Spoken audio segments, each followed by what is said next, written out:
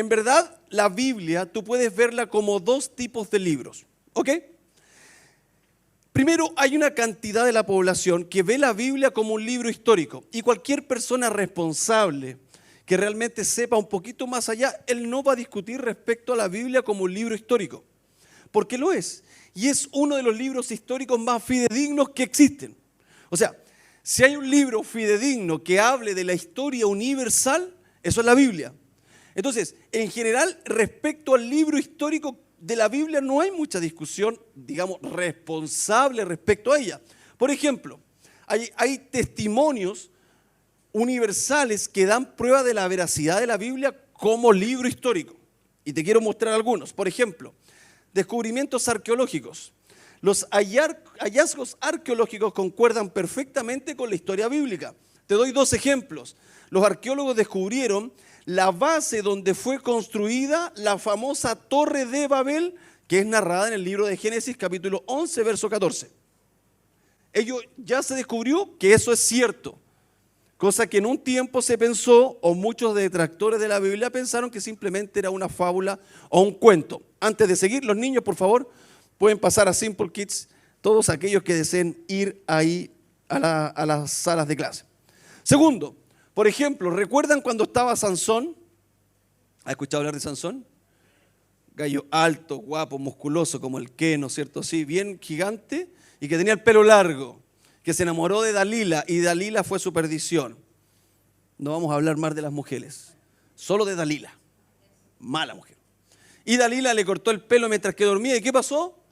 Perdió su fuerza, ¿cierto? Bueno, él murió en un templo en donde él estaba amarrado a unas columnas, ¿cierto?, de los filisteos, y él con su fuerza, que pidió a Dios que se la devolviera a pesar de no tener su pelo, ese voto que él tenía, él lo rompe y el templo aplasta a todos los que estaban ahí. Bueno, ya se descubrieron dos templos filisteos, como los que narra en el libro de Jueces, como el que destruyó el señor Sansón.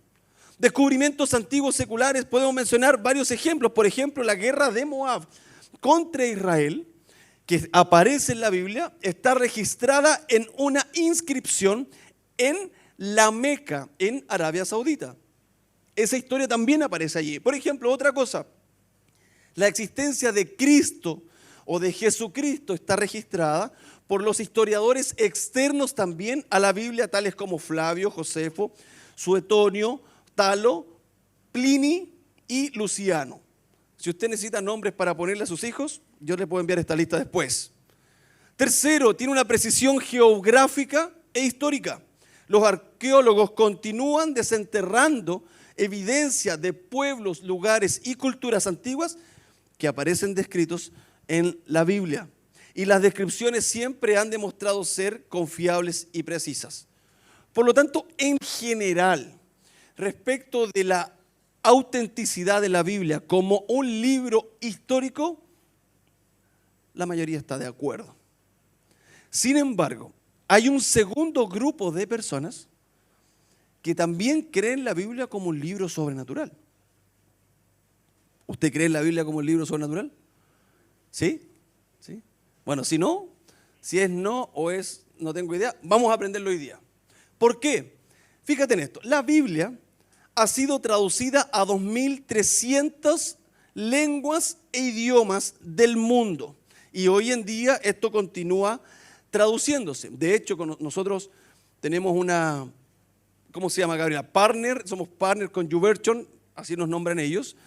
Y el encargado para el YouVersion español, la aplicación de la Biblia, Pablo Langlois, él dedica tiempo y ofrenda mucho mensualmente a equipos que siguen traduciendo la Biblia a idiomas o lenguas que son más remotas, que probablemente se hablan solamente en ciertos lugares del mundo mucho más pequeños. Ahora, la Biblia como libro sobrenatural, quiero contarte algunas cosas.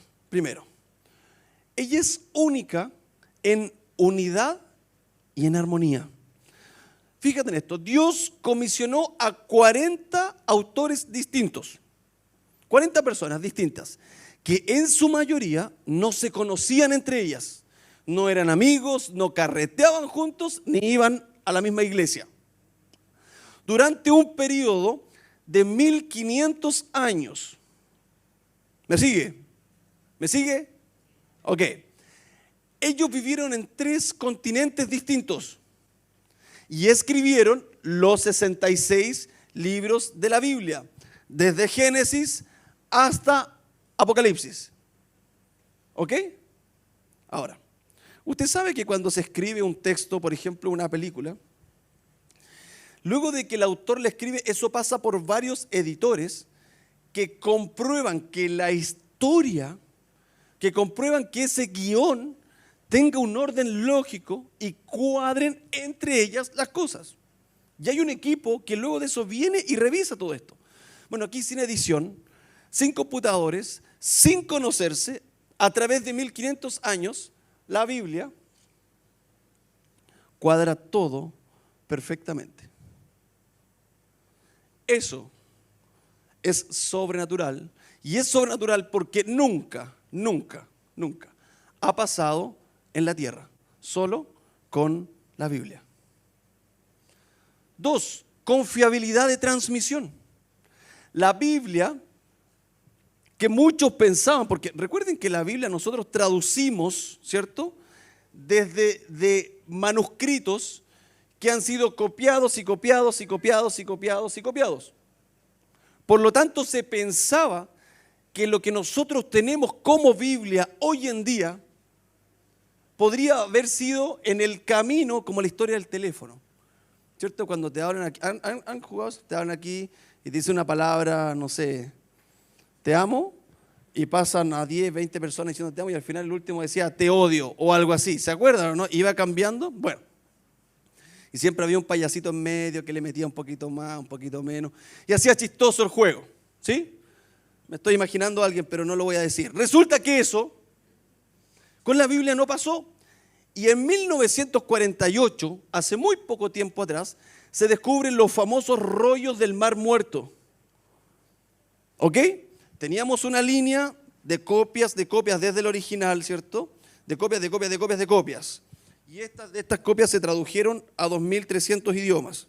¿Perfecto? Hasta ese momento se pensaba que podría haber cierta tergiversación en la línea. Pero en 1948 se descubren los rollos del Mar Muerto. Y en esos rollos se descubrieron manuscritos completos de Isaías, Salmos y Deuteronomios, que fueron copiados hace más de 2000 años. ¿Me sigue? Y adivine qué. Estos manuscritos antiguos son esencialmente los mismos que nuestras copias modernas. O sea, el teléfono no funcionó aquí. Dios se encargó sobrenaturalmente de que ésta siguiera siendo la misma que el que lo copió hace 2000 años, que el que tiene usted hoy en su mano. Fíjate esto, la profecía bíblica, yo creo que tú sepas, cerca del 30% de la Biblia son profecías. ¿Sabes qué son profecías? Y esto está de moda, porque cuando juega Chile va a salir alguien diciendo si pierde o gana, ¿cierto? Cuando fue el 2012 había una profecía de los mayas, después está Nostradamus y cuantos otros, ¿cierto? Que tienen profecías de cosas que van a pasar. Bueno, la Biblia hace. Y en la Biblia hay cerca de 1800 profecías que predicen con detalles específicos lo que va a suceder. ¿Y sabes qué? La mayoría de ellos ya se cumplieron. Por ejemplo, el nombre del rey Ciro, Isaías lo profetizó cerca del año 700. Él profetizó la destrucción de Israel, lo cual sucedió cerca de 100 años después. Pero lo más asombroso es que su predicción es que también nombró al rey que decretaría la reconstrucción de Jerusalén, Ciro. Esto aparece en Isaías 44, 28. Y esta profecía con nombre se cumplió alrededor de 150 años después de que fue profetizada. Por ejemplo, el profeta Daniel predijo con asombroso detalle el levantamiento y caída de futuros imperios, como por ejemplo oro y león, que fue el imperio de Babilonia, plata, oso, que fue el imperio de Persia, bronce, leopardo, que fue el imperio griego, hierro, bestia, hombre, que fue el imperio romano. Note que el imperio de los reinos de Persia y de Grecia, que ni siquiera se nombraban en ese tiempo, fueron profetizados con su nombre por Daniel. Verso 20 del capítulo 8, en cuanto al carnero que viste, que tenía 2 cuernos, estos son los reyes de Media y Persia. Y el peludo macho cabrío es el rey de Grecia, y el cuerno grande que tenía entre sus ojos es el primer rey. La Biblia, de forma sobrenatural, predijo cosas que iban a suceder y se cumplieron tal cual. ¿Cómo se explica eso si ella no es un libro sobrenatural? Seguimos. La dispersión de Israel. Todos sabemos quién es Israel, ¿o no? Y esto es increíble. La dispersión de Israel fue en cumplimiento de profecías, profetas que dijeron que Israel iba a ser dispersada por su mal comportamiento, por haber ido en pos de otros dioses, etcétera, etcétera, etcétera. Sin embargo, hay una profecía que después de que ellos pasaron de ser esclavos de varios imperios, de uno a otro, hasta llegar al imperio romano, ¿cierto? Recordemos que Israel no tuvo nación. Porque usted ha escuchado hablar hoy en día del pueblo babilónico. ¿Existió? ¿Usted conoce a alguien que diga, no, yo soy babilónico? Ellos fueron un imperio, el más grande del mundo en su momento, ¿cierto? Fueron conquistados, fueron esclavizados y murió el imperio. Ya no continúa. Y así hay los amonitas, los persas, los medos, montones de imperios del momento, que cuando fueron conquistados, ellos desaparecieron. Pero el pueblo de Israel no. Fueron conquistados, quedaron sin tierra, casi que fueron aniquilados, pero todavía ellos seguían siendo a través de los años un país. Se consideraban un país sin tener tierra, sin tener presidente, sin tener leyes, seguían siendo considerados ellos mismos parte de un pueblo. Y esto es parte de la profecía que dijo que Israel iba en algún momento a tener tierra. Y recién, en 1918, Gran Bretaña permitió que regresaran a Palestina después de la Primera Guerra Mundial, después de la Segunda, después de la persecución de los judíos, después del Holocausto, donde murieron cerca de 6 millones de judíos. Por fin, el 14 de mayo de 1948, los judíos se declararon una nación. Casi 2000 años después de su dispersión, ellos habían regresado a su nación. Eso lo profetizó la Biblia. ¿Cuál era la probabilidad de que una nación después de 2000 años volviera a existir? No ha pasado con ningún otro país, con ningún otro pueblo, no ha pasado, solo con Israel. Bueno, pues esto se profetizó 3400 años antes de que se cumpliera. La Biblia es un libro que causa milagros a quienes buscan a Dios.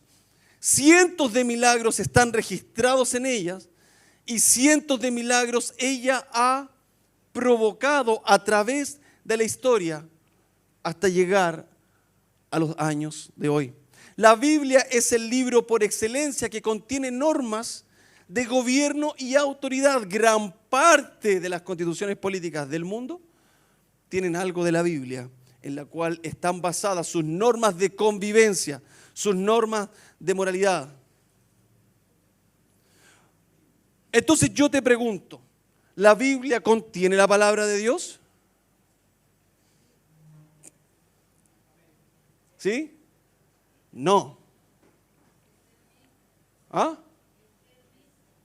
La Biblia es la palabra de Dios. Y es importante porque es sutil. Porque para todos los neortodoxos que nos estén viendo por las pantallas, la Biblia no contiene la palabra de Dios. Es ella misma. Ella es la palabra de Dios. Y es por eso que la hace tan poderosa. Porque ella es de tapa a tapa. No hay algo que sobre. No es que contenga la palabra de Dios y hay algo que yo pueda quitar. Dios mismo inspiró a hombres para poder escribir la palabra de Dios. Y es por eso que la Biblia cambia vidas. porque no es solamente lengua muerta. Mira, ¿tú sabes cuál es el libro más vendido en el mundo? La Biblia. En el 2021, la Biblia ganó el récord Guinness por vender más de 100 millones de copias en el mundo. De hecho, según el récord Guinness, la Biblia también tiene el récord de ser el libro más robado en las bibliotecas de los Estados Unidos. De hecho, se piensa que desde que se inventó la imprenta hasta el día de hoy, se han vendido aproximadamente entre 5 y 7 mil millones de Biblias. Ha sido traducida a más de 2.000 idiomas y dialectos, pero esto no es poco. ¿Sabes por qué? Porque yo me puse a buscar un ranking. Ok, yo dije ya 2.000 idiomas, pero si es que hay otros tal vez hay otros libros que se han traducido a 2.500 o 1.800. No, el que le sigue a la Biblia, fíjate cuál es, El Principito. ¿Le gusta ese libro, El Principito? ¿Sí? El que le sigue a la Biblia, El Principito, que ha sido traducido solamente a 300 idiomas o dialectos. ¿Y sabe cuál sigue después? Pinocho, con 260 millones de copias. Y este cerca de 2.200. Un libro que no es actual, que no es fácil de digerir. Un libro que tal vez puede no ser tan entretenido como El Principito. Pero este libro ha batido todos los récords y sigue batiéndolos hasta el día de hoy, a pesar de ser un libro antiguo, a pesar de no tener la publicidad en la tele, a pesar de no ser Harry Potter, ni tener película. Este libro, por sí solo, se hace publicidad cambiando vidas. Interesante que comúnmente nosotros vemos el libro, la Biblia, Reina Valera del 60. ¿Usted sabe por qué se llama la Reina Valera del 60? ¿Ah? ¿No?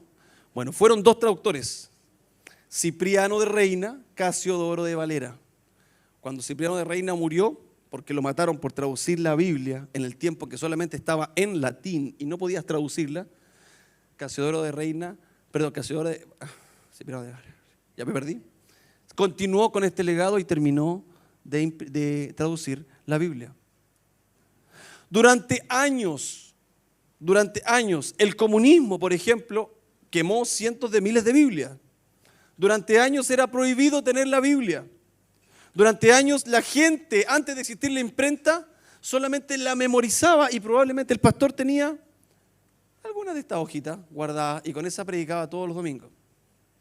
Durante años la gente añoraba tener una en su velador.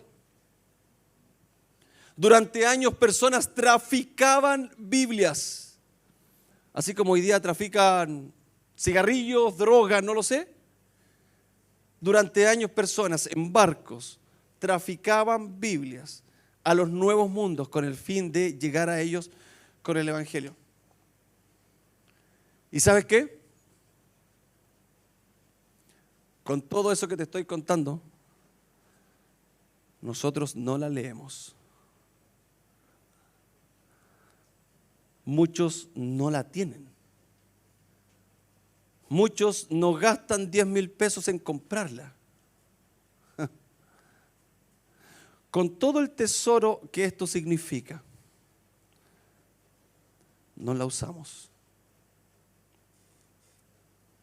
Si yo te pregunto, ¿cuál es el colmo de un cristiano? El no tener una Biblia, no leer una Biblia.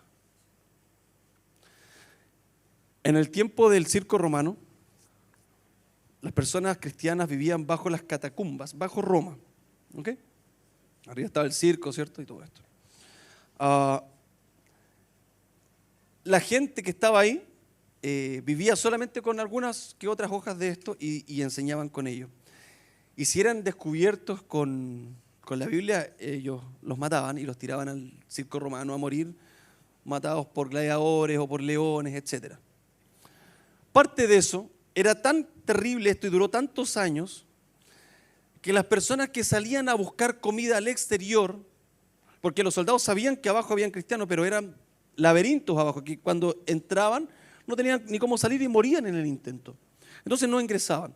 Pero las personas que salían a buscar comida tenían que ser siempre los mismos porque los de abajo llevaban tantos años ahí que su rostro era tan pálido por la falta de sol que no podían salir a buscar comida.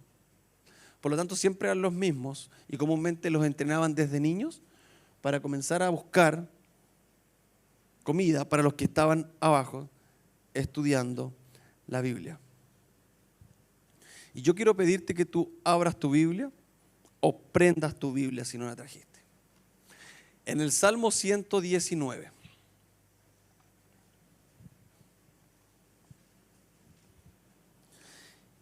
Y vamos a leer desde el versículo 9 al versículo 16.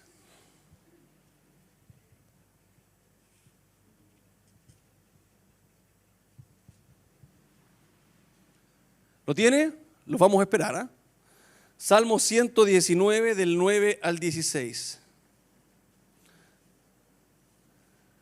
Este salmo es maravilloso porque habla de atributos de la Biblia que pueden ser aplicados a nosotros, a nuestra vida, en el día a día. Y dice así, verso 9. ¿Cómo puede un joven mantenerse puro? Estoy leyendo versión Nueva Traducción Viviente, por si acaso. ¿Okay? NTV. ¿Okay? ¿Cómo puede un joven mantenerse puro? Obedeciendo tu palabra. O sea, ¿cómo puedo yo mantener mi integridad? ¿Cómo puedo mantener mi conexión con Dios? Obedeciendo su palabra. Verso 10. Me esforcé tanto por encontrarte. No permitas que me aleje de tus mandatos. Y yo veo personas buscando a Dios en todas partes. Yo he estado en países donde hay publicidad en las calles, estas como camineras gigantes, que no sé qué tamaño serán, 20 por 10, estos gigantes que tú vas cuando vas manejando aparecen, de gurús, de conectar con Dios, de cualquier cosa, menos de una iglesia, pero de mucho. Y personas van y están dispuestos a pagar 100, 200 dólares para estar con ellos, para poder tener un encuentro con Dios, para poder llegar a Él. Y el salmista, el rey David dice, me esforcé tanto por encontrarte, que ahora que te tengo no te dejo ir, que ahora que te encontré no me alejo más de tus mandatos. ¿Y cómo él puede saber sus mandatos? Por lo tanto, ¿cuál es la forma que yo puedo tener práctica de no alejarme de Dios? Leyendo la Biblia. La palabra es suficientemente poderosa para no alejarnos nunca de Él, para que ese esfuerzo por encontrarle no sea en vano. Verso 11, he guardado tu palabra en mi corazón para no pecar contra ti.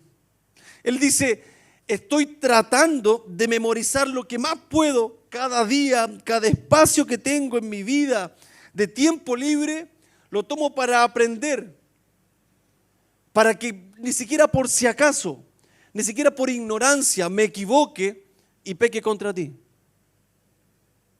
Porque esto es como las leyes. Esto es como don Héctor. Usted sabe que don Héctor ahora es abogado, ¿no? Tenemos otro más en la familia.